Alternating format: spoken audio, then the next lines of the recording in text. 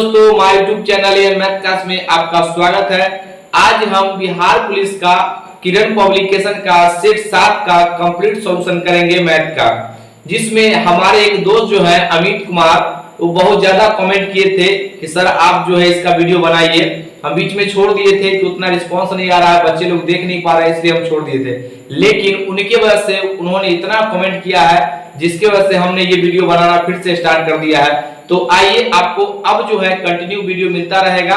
तो आज हम सेट 7 का कंप्लीट सॉल्यूशन करेंगे। ये आपको मॉर्निंग टाइम में मिलेगा और शाम में जो है आपका जो सिलेबस चल रहा है वो आपको उस तरह मिलता चला जाएगा। ठीक है, तो आइए शुरू करते हैं। ये 91 नंबर सवाल, 12 संख्याओं का औसत 38 है।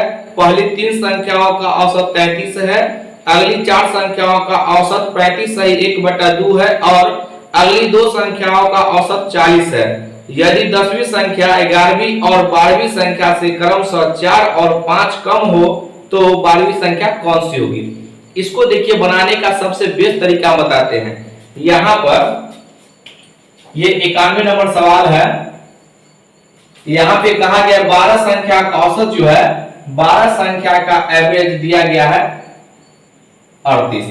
तो यहां पर ध्यान दीजिएगा, जब हम एवरेज को नंबर ऑफ संख्या से गुना करते हैं तो उसका योग आ जाता है। तो 12 संख्या का योग कितना हो जाएगा, 12 संख्या का योग हो जाएगा आपको 12 गुना 38।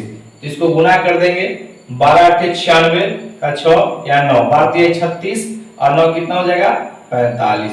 यानी कि जब हम इसको गुना किए तो 456 आ गया। आगे हम पढ़ते हैं। आगे कह रहा है यहाँ पर 3 संख्याओं का औसत 3 है, तो हम डायरेक्ट सबको गुना करते हुए चलते हैं। यहां पर देखिएगा 3 संख्याओं का औसत जो है 33 है, तो इसका योग निकल जाएगा। फिर कह रहा अगली 4 संख्या, तो यहां पर प्लस हो जाएगा अगली 4 संख्या। तो यहां पर 35 सही ऐसे लिखा हुआ है, 35 सही 1/2।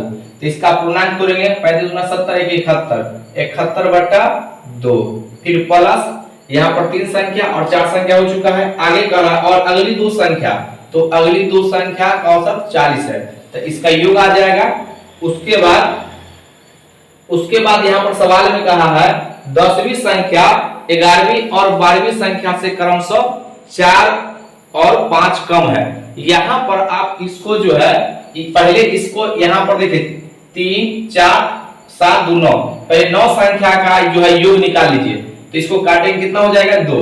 तो यहां पर हो जाएगा, इसको सॉल्व करते हैं, 3 3 99 प्लस 2 7 दूना 14 और प्लस 80। यानी इसको हम जोड़ते हैं तो कितना आ जाएगा 9 2 11 8 4 12 12 और 9 21 1 22 और यहां पर 3। यानी कि जब इसको हम सॉल्व किए तो 321 आ गया इसका योग। अब बताइए, इसमें से 12 संख्याओं के योग में से हम ये 9 संख्या का योग घटाएंगे तो 3 संख्या का योग कितना हो जाएगा, 3 संख्या का योग कितना हो जाएगा 456 माइनस 321। तो यहाँ पे घटाएंगे तो हो जाएगा 5 3 और 1, यानी कि 135 है। अब यहाँ पर आगे जो सवाल कहा है उसके अकॉर्डिंग चलेंगे। यहाँ पर सवाल कहा है 10वीं संख्या, 10वीं संख्या यहाँ पे लिखते हैं 10वीं संख्या, उसके बाद 11वीं संख्या और यहाँ पर 12वीं संख्या, 12वीं संख्या। यहाँ पर सवाल कहा है कि 10वीं संख्या 11वीं से 4 कम है और 10वीं संख्या 12वीं से 5 कम है। यहाँ पर 10वीं को आप x मानेंगे तो बताइए 11वीं से 4 कम है, तो इसका मतलब ये x + 4 होगा और जो 12वीं से 5 कम है तो यहाँ पर x + 5 होगा। तभी ना इसमें 5 कम करेंगे तो ये मिलेगा और इसमें 4 कम करेंगे तो ये मिलेगा। यहाँ पर अब 3 संख्या आ गया है तो तीनों का हम जोड़ेंगे। तो यहाँ पर देखिए तीनों संख्या का योग और यहाँ पर 3 संख्या बचा हुआ है, तो इसका योग के बराबर करेंगे। तो यहाँ पर हम जोड़ते हैं x + 4 प्लस x + 5 बराबर कितना हो जाएगा 135।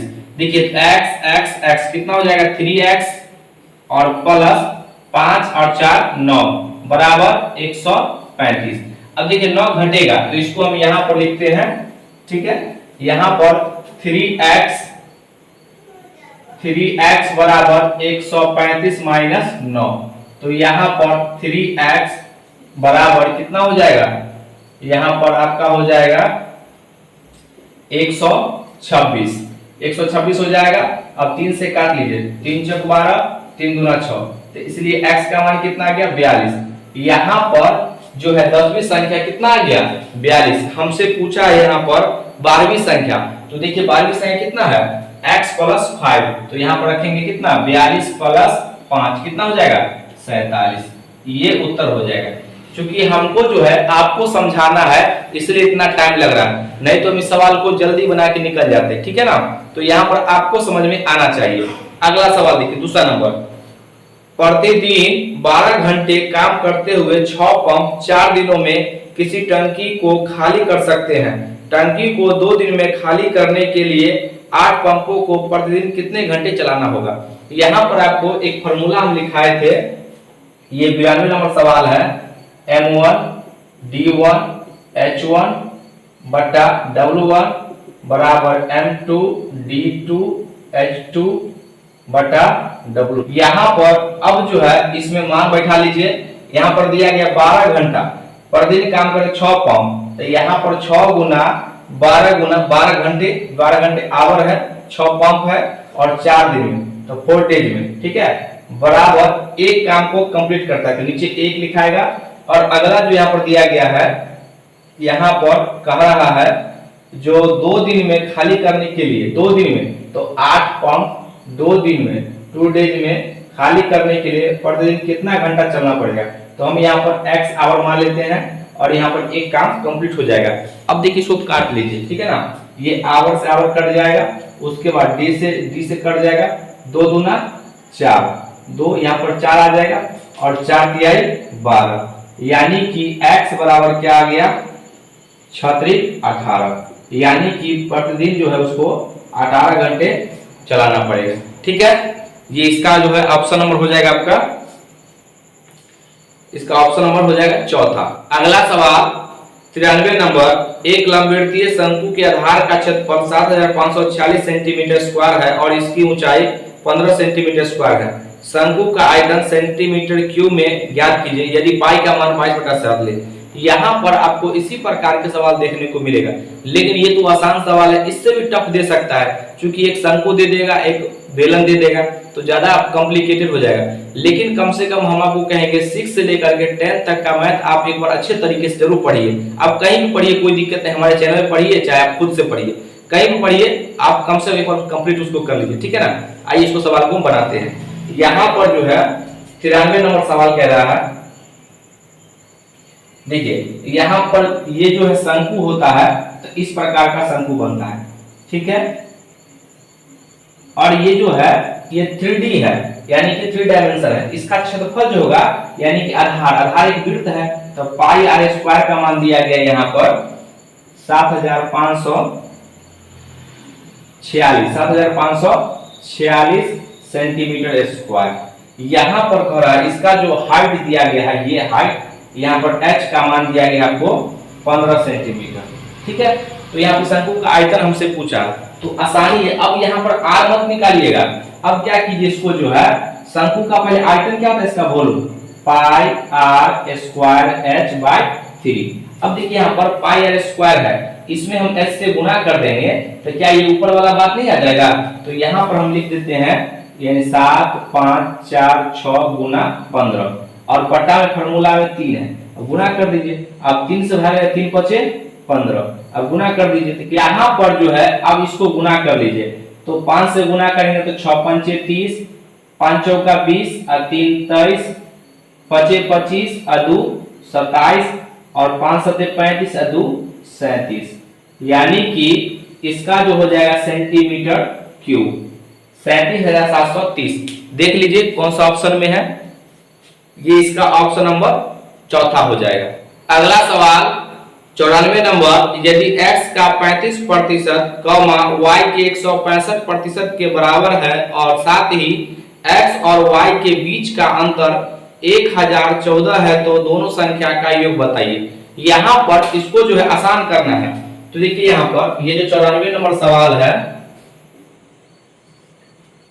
x का 35% बराबर y का 165%। तो ये जो है प्रतिशत है, तो प्रतिशत से प्रतिशत हटेगा, तो यहाँ पर देखिए y को इधर x बट्टा y बराबर ये 35 इधर चला जाएगा, 165 बट्टा 35। अब यहाँ पर 5 से काट लीजिए, 5 सत्ते 35 और 5 तेरह 15, 5 तेरह 15, यानी कटने के बाद कितना आ गया 33 बट्टा 7। यहाँ पर कहा है दोनों का डिफरेंस, यहाँ पर जो है दोनों का डिफरेंस 1014 आया हुआ है। तो याद कीजिए यहाँ पर दोनों का डिफरेंस कितना आ जाएगा, तो डिफरेंस जो है यहाँ पर देखिए 26 आ जाएगा। अब डिफरेंस को डिफरेंस के बराबर करते हैं, तो जितना डिफरेंस आएगा उसको डायरेक्ट भाग कर दीजिए आप, ठीक है ना, डायरेक्ट भाग कर देंगे। सवाल में कहा है कि इसका योग ज्ञात कीजिए, तो बताइए यहाँ पर हम x y मानने के वजह ये दोनों इसका तो डिफरेंस से भाग कर दिए, क्योंकि डिफरेंस को डिफरेंस के बराबर करेंगे।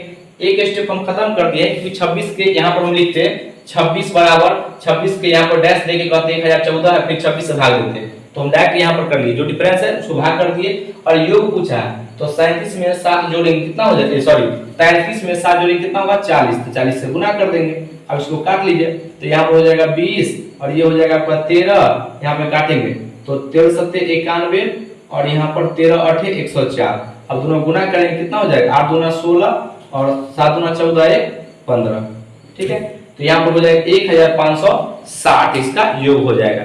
देख लीजिए कौन सा ऑप्शन में है, इसका ऑप्शन नंबर चौथा हो जाएगा। अगला सवाल 95 नंबर, एक वस्तु पर 12.5% की छूट देने के बाद 1225 रुपया में बेचा गया। यदि दी गई छूट 9.5% हो तो वस्तु का विक्रय मूल्य क्या होगा। यहां पर देखिए सबसे पहले 12.5% का जो है फ्रैक्शन वैल्यू तोड़िए, तो इसका जो फ्रैक्शन होता है 1/8, ठीक है ना, 1/8। तो यहाँ पर सवाल में कह रहा है कि यानी कि ये ऊपर वाला छूट दे दिया है, छूट, तो सामान का जो अंकित मूल्य इतना रहा होगा, छूट दिया, तो आखिर में जब एक छूट दे दिया तो 8 का सामान 1 में छूट दे दिया, तो कितना में बेचा वो 7 में ना, और यहाँ पर 7 में बेच दिया है, तो देखिए 7 में बेचा है तो उसका मान यहाँ पर संख्यात्मक मान कितना दिया है 1225 रुपया, 1225 रुपया। तो सबसे पहले आपको अंकित मूल्य पता करना पड़ेगा, ठीक है ना। तो यहाँ पर 1 का मान निकालिएगा, तो 1 का मान निकालिएगा कितना हो जाएगा 1225 बट्टा 7। अब यहाँ पर 8 का, तो 8 से गुना कर दीजिए, यहाँ पर 8 से गुना करते हैं। लेकिन सवाल में कहा है कि अगर हम इस पर जो है 9.5% छूट दे, तो यहाँ पर देखिए अब जो है ये अंकित मूल्य आ गया। अब जो अंकित मूल्य आ गया इस पर कह रहा 9.5% का डिस्काउंट दे, यानी कि इसका डिस्काउंट जो है वो 9.5% डिस्काउंट देना चाहता है। तो आखिर में वो सामान बेचे कितना में, तो 90.5% में बेचेगा, तो इसमें 90 यहाँ पर 90.5% से गुना कर देंगे, यही विक्रय मूल्य आ जाएगा। अब देखिए यहाँ पर परसेंट हटेगा तो नीचे 100, ठीक है, और ये दशमलव हटेगा तो नीचे एक शून्य, ठीक है। अब इसको काट लीजिए, यहाँ पर 7 को काटेंगे तो 7 ही कम 7, यहाँ पर कितना देगा 5 और 52 सत्ते 49, यहाँ पर 7 बचे 35, ठीक है। अब यहाँ पर देखिए 175 है, तो 25 से कटेगा, 25 सत्ते 175 और यहाँ पर 25 चौका 100 40, 5 से काटे ये 8 से काटेंगे तो 8 पंचे 40 और 5 से काटेंगे तो 18 पंचे 90 और 18 कम ये 5 ही कम 5। अब देखिए यहाँ पर इसको काट लिए हैं। अब ये 7 से 181 गुना करेंगे तो कितना हो जाएगा, देखिए 7 ही कम 7 और 18 सत्ते 126, 126, तो उसका जो है विक्रय मूल्य कितना होगा 1267 रुपया। यहाँ पर देख लीजिए कौन सा ऑप्शन में है, इसका ऑप्शन हो जाएगा आपको ये चौथा नंबर, ठीक है। अगला सवाल 96 नंबर दिया गया है, ये त्रिकोणमिति का सवाल है, ये 10th का ही सवाल है। Under root 1 plus cos theta बटा 1 minus cos theta plus under root 1 minus cos theta बटा 1 प्लस कॉस थीटा, यानी कि इसका मान क्या होगा। तो यहाँ पर देखिए इसका मान निकालने के लिए सबसे पहले आपको क्या करना पड़ेगा, जो यहाँ पर देखिए हर का प्रमेयकरण करना पड़ेगा। तो हर का प्रमेयकरण देखिए यहाँ पर इसको जो है आप क्या कीजिए, तो गुना कीजिएगा। हम एक स्टेप थोड़ा ज्यादा लिखते हैं, तो यहाँ पर 1 प्लस कॉस थीटा बटा 1 माइनस कॉस थीटा गुना 1, क्योंकि यहाँ पर देखिए प्रमेयकरण करते तो सिर्फ इसका चिन्ह बदल जाता है, 1 प्लस कॉस थीटा बटा 1 plus cos theta plus under root 1 minus cos theta बटा 1 plus cos theta, 1 minus cos theta बटा 1 माइनस कॉस थीटा। ठीक है, यहाँ पर देखिए अब जो है इसका हम यहाँ पर प्रमेयकरण कर दिए, ठीक है ना। अब देखिए यहाँ पर देखिए दोनों समान है, तो a प्लस बी का होल स्क्वायर लिख दे, और यहाँ पर अंडर रूट देखिए 1 प्लस कॉस थीटा का होल स्क्वायर अब बटा देखिए 1 माइनस कॉस स्क्वायर थीटा। देखिए a minus B into A plus B, यानी कि a square minus B square अब प्लस यहाँ पर 1 माइनस कॉस थीटा का स्क्वायर अब बटा 1 minus sine square, sorry 1 minus cos square. ठीक है, अब देखिए यहाँ पर घटाव करने का रूल कहता है, जो अगर पूरे पर अगर ब्रैकेट रूट है तो वो अलग अलग भी लिख सकते हैं। तो यहाँ पर हम लिख देते हैं under root 1 plus cos theta का स्क्वायर अब बटा देखिए यहाँ पर इसको हम साइन स्क्वायर लिख सकते हैं, तो यानी कि साइन स्क्वायर थीटा अब plus under root 1 minus cos theta का स्क्वायर बटा under root sine square theta. अब देखिए यहाँ पर ये स्क्वायर से रूट कटेगा, स्क्वायर से रूट कटेगा। अब देखिए यहाँ पे स्क्वायर से रूट कटेगा, स्क्वायर से रूट कटेगा, तो यहाँ पर बचा क्या मेरे पास 1 प्लस कॉस थीटा बटे साइन थीटा और प्लस 1 माइनस कॉस थीटा बटे साइन थीटा। ठीक है, अब दोनों का भिन्न का जोड़ करेंगे तो कितना हो जाएगा, यहाँ पे साइन थीटा, यहाँ पे 1 प्लस कॉस थीटा और यहाँ पर प्लस 1 माइनस कॉस थीटा। अब देखिए माइनस प्लस कट गया तो क्या बचा यहाँ पर 2, यानी 2 साइन थीटा। इसको हम ऐसे भी लिख सकते हैं, देखिए 2 कॉसेक थीटा। ठीक है, 1 बाय साइन थीटा बराबर होता है कॉसेक थीटा। तो इसका उत्तर ये है। हमें आप बताइएगा जरूर कमेंट करके कि सर आप 1-2 स्टेप कम भी लिख सकते हैं, तो हम उस तरीके से बताएंगे। ठीक है ना, ये बात आप समझ गए होंगे। देख लीजिए कौन सा ऑप्शन में है इसका उत्तर। इसका ऑप्शन जो हो जाएगा आपका ये पहला नंबर। अगला सवाल 97 नंबर, किसी समबाहु त्रिभुज का क्षेत्रफल 32√3 वर्ग मीटर है, इसकी भुजा ज्ञात कीजिए। यहाँ पर देखिए ये तो आसान सवाल है। समबाहु त्रिभुज का क्षेत्रफल क्या होता है, फॉर्मूला उसका √3/4 भुजा स्क्वायर, और क्षेत्रफल को क्षेत्रफल के बराबर करते हैं। तो सवाल में दिया गया है यहाँ पर क्षेत्रफल जो है 32√3 है। अब जो है √3 से √3 कट जाएगा। अब यहाँ पर 4 क्रॉस पे गुना हो जाएगा, तो a स्क्वायर बराबर 32 गुना 4। और इसको हम ऐसे भी तो लिख सकते हैं ना, देखिए ये जो स्क्वायर हटेगा तो रूट चलेगा, तो a बराबर अंडर रूट। अब 16 को तोड़ सकते हैं ना, 16 गुना 2 और यहाँ पर 4। ठीक है, ये अपने सुविधा अनुसार।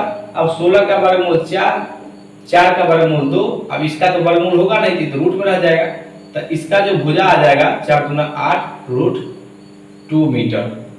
इसका ये उत्तर हो जाएगा। यहाँ पर देख लीजिए कौन सा ऑप्शन है, तो इसका ऑप्शन नंबर दूसरा 8√2 हो जाएगा। अगला सवाल 98 नंबर, ए और बी 12,000 रुपए में एक काम करने की जिम्मेवारी लेते हैं। ए अकेला इसे 12 दिन में कर सकता है, बी अकेला इसे 16 दिन में कर सकता है, सी की मदद से वे 6 दिनों में पूरा कर सकते हैं। बी की हिस्सेदारी कितनी है। यहाँ पर देखिए ये 98 नंबर सवाल है। ए बी, यहाँ पर ए जो है ये 12 दिन में करता है, ठीक है 12 दिन में, और बी जो है ये 16 दिन में करता है। 16 दिन में। अब यहाँ पर कर रहा है सी की मदद से, तो यहाँ पर ए प्लस बी प्लस सी तीनों मिल करके इस काम को 6 दिन में कर लेता है। तो जब भी ऐसा सवाल आएगा, जब भी आपको पैसा का डिस्ट्रीब्यूट करना पड़ेगा ना ऐसा सवाल, तो सबसे बेस्ट तरीका जो हम बता रहे हैं वही है। चाहे कहीं पर भी देखिएगा तो देखिए 12, 16 और 6 का एलसीएम लीजिए और इसी को टोटल वर्क मानना है। तो 16 गुना 32, 16 3 48, ठीक है 48 जो है टोटल काम मान लेते हैं। अब यहाँ पर एक दिन का एफिशिएंसी से भाग देंगे, ये 12 दिन का भाग देंगे तो एक दिन का एफिशिएंसी कितना आ जाएगा 12, देखिए 12 चौक 48, यानी कि एक दिन में ए जो है 4 काम को कंप्लीट करता है, ठीक है ना, या एक दिन में ए जो है 4 पेड़ लगाता है, ऐसे भी मान सकते हैं, ठीक है। 16 जो है 16 3 48, बी जो है एक दिन में 3 पेड़ लगाता है और तीनों मिल करके ये एक दिन में देखिए ये कितना हो जाएगा 6 8 48, यानी कि तीनों मिल करके ये 8 पेड़ लगाता है। तो सबका एफिशिएंसी के अनुसार हम पैसा का बंटवारा करते हैं, ये बात याद रखिएगा, दिन के अनुसार नहीं तो जो जिसका एफिशिएंसी कम होगा ज्यादा दिन काम करेगा तो उसको ही ज्यादा पैसा मिल जाएगा, तो अन्याय हो जाएगा ना।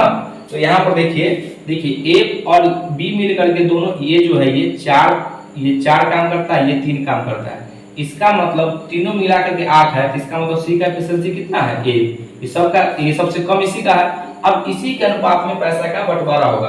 टोटल अमाउंट कितना है 12,000 है, ठीक है 12,000 है, और बी का एफिशिएंसी कितना है 3, और अनुपातों का योग देखिए 4 3 7 1 8, तो 8 से यहाँ भाग दे देंगे। अब काटिएगा तो 15 8 120, तो यहाँ 1500, अब गुना कर देंगे 3 से तो 15 3 45, ये इसका रुपया हो जाएगा। तो ये इसका उत्तर हो जाएगा, ठीक है, ये बात आप समझ गए होंगे। अगला सवाल 99 नंबर, यदि अल्फा कॉमा बीटा समीकरण x square plus bx plus c बराबर 0 के मूल है तो 1 by alpha square plus 1 by beta square का मान क्या होगा। यहाँ पर देखिए ये अच्छा सवाल है, ठीक है। ये जो 99 नंबर है यहाँ पर समीकरण दिया गया है, ये अल्फा कॉमा बीटा का जो है समीकरण दिया गया यहाँ पर ax square plus bx plus c बराबर 0। यहाँ पर हमसे पूछा है 1 by alpha square plus 1 by beta square, ठीक है, यहाँ पर इसका मान क्या आएगा। तो सबसे पहले देखिए सबसे आसान तरीका इसका, देखिए यहाँ पे इसको जो है आप पहले भिन्न का जोड़ कीजिए।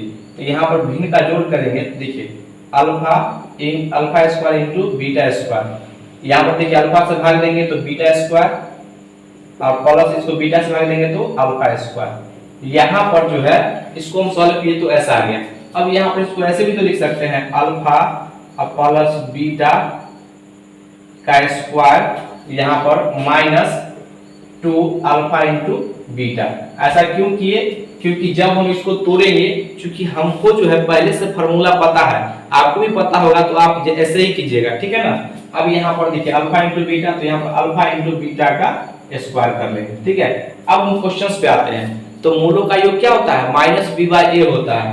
तो मूलों का योग जो सवाल में अल्फा प्लस बीटा तो माइनस बी बाई ए, तो फार्मूला में माइनस बी है यहाँ पर ए, ठीक है, और मूलों का गुणनफल है अल्फा इंटू बीटा, तो क्या होता है सी बाई ए। अब जो है जो मान है इसमें रख दीजिए, इस मान में यहाँ पर रख दीजिए।